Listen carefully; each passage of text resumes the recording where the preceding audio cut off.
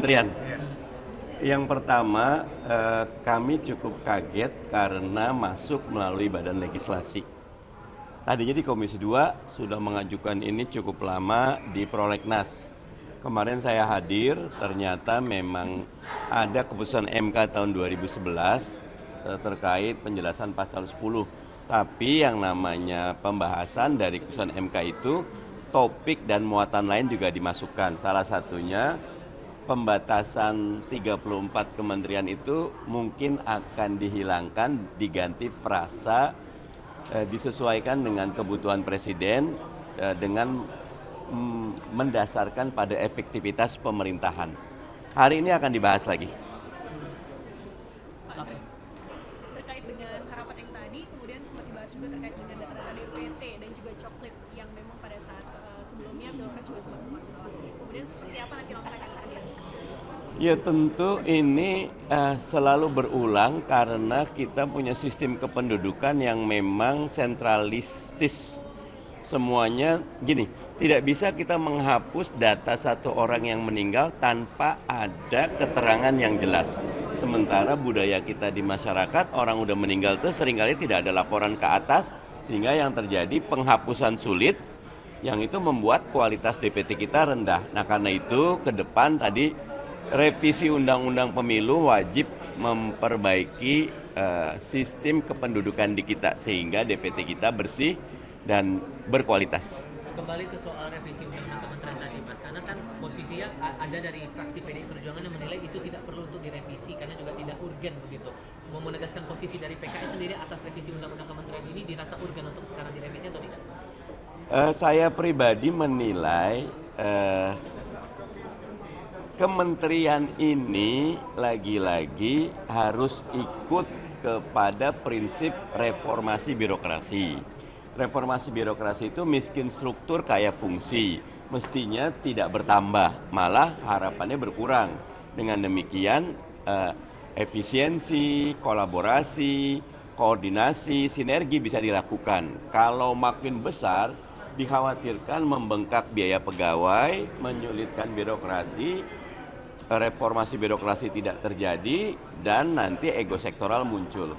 Tetapi karena pembahasannya belum berjalan, PKS belum membuat keputusan resmi terkait ini. Sore nanti jam 3 di Balik. Oke, tapi kalau ada pandangan yang bilang bahwa ini sengaja dimanfaatkan momennya di masa-masa transisi pemerintahan Prabowo Gibran begitu, walaupun kemudian putusan MK atas aturan undang-undang itu sudah keluar 2011. Anda merasa bahwa memang ini sengaja momennya disama-samakan atau dipas-pasin dengan momen transisi Prabowo Gibran? Kalau ada yang mempersepsi ini bagian dari memberikan karpet merah kepada pemerintah yang akan datang untuk mengatur kementerian, tidak bisa disalahkan. Karena memang tiba-tiba saja ada titik-titik yang connecting itu nyambung gitu loh. Nah sehingga buat saya seruan buat masyarakat, kita awasi bersama, jangan sampai ada dagang sapi, betul-betul reformasi birokrasi berjalan dengan baik. Kasih semua ya. Oke, baikkan kepada nih. Kementerian.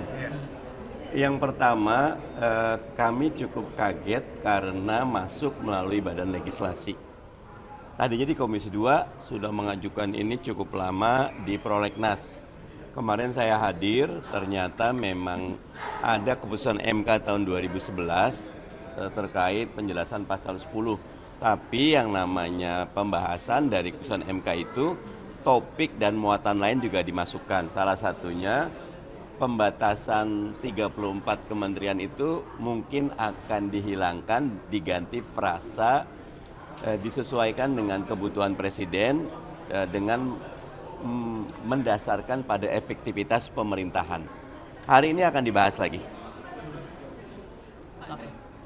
Terkait dengan harapan yang tadi, kemudian sempat dibahas juga terkait dengan data-data DPT dan juga coklit yang memang pada saat sebelumnya Pilpres juga sempat bermasalah. Kemudian seperti apa nanti langkah yang akan diambil?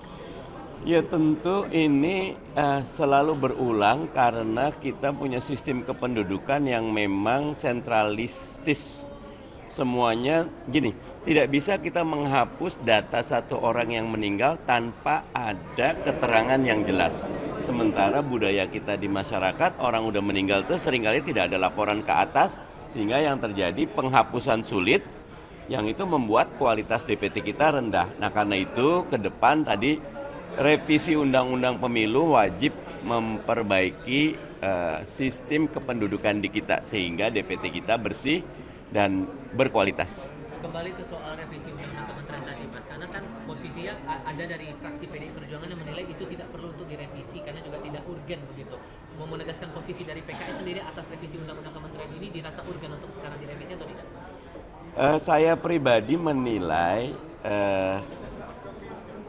kementerian ini lagi-lagi harus ikut kepada prinsip reformasi birokrasi. Reformasi birokrasi itu miskin struktur kaya fungsi, mestinya tidak bertambah, malah harapannya berkurang. Dengan demikian efisiensi, kolaborasi, koordinasi, sinergi bisa dilakukan. Kalau makin besar, dikhawatirkan membengkak biaya pegawai, menyulitkan birokrasi, reformasi birokrasi tidak terjadi, dan nanti ego sektoral muncul. Tetapi karena pembahasannya belum berjalan, PKS belum membuat keputusan resmi terkait ini. Sore nanti jam 3 di Balik. Oke, tapi kalau ada pandangan yang bilang bahwa ini sengaja dimanfaatkan momennya di masa-masa transisi pemerintahan Prabowo Gibran gitu, walaupun kemudian putusan MK atas aturan undang-undang itu sudah keluar 2011. Anda merasa bahwa memang ini sengaja momennya disama-samakan atau dipas-pasin dengan momen transisi Prabowo Gibran? Kalau ada yang mempersepsi ini bagian dari memberikan karpet merah kepada pemerintah yang akan datang untuk mengatur kementerian, tidak bisa disalahkan. Karena memang tiba-tiba saja ada titik-titik yang connecting itu nyambung gitu loh. Nah sehingga buat saya seruan buat masyarakat, kita awasi bersama, jangan sampai ada dagang sapi, betul-betul reformasi birokrasi berjalan dengan baik. Kasih semua ya. Oke, silakan Pak Mardhani. Kementerian. Yang pertama, kami cukup kaget karena masuk melalui badan legislasi. Tadinya di Komisi 2 sudah mengajukan ini cukup lama di Prolegnas. Kemarin saya hadir, ternyata memang ada keputusan MK tahun 2011 terkait penjelasan pasal 10. Tapi yang namanya pembahasan dari keputusan MK itu, topik dan muatan lain juga dimasukkan. Salah satunya pembatasan 34 kementerian itu mungkin akan dihilangkan, diganti frasa disesuaikan dengan kebutuhan presiden dengan mendasarkan pada efektivitas pemerintahan. Hari ini akan dibahas lagi. Terkait dengan harapan yang tadi, kemudian sempat dibahas juga terkait dengan data-data DPT dan juga coklit yang memang pada saat sebelumnya Pilpres juga sempat bermasalah. Kemudian seperti apa nanti langkah yang akan dilakukan? Ya tentu ini selalu berulang karena kita punya sistem kependudukan yang memang sentralistis. Semuanya gini, tidak bisa kita menghapus data satu orang yang meninggal tanpa ada keterangan yang jelas.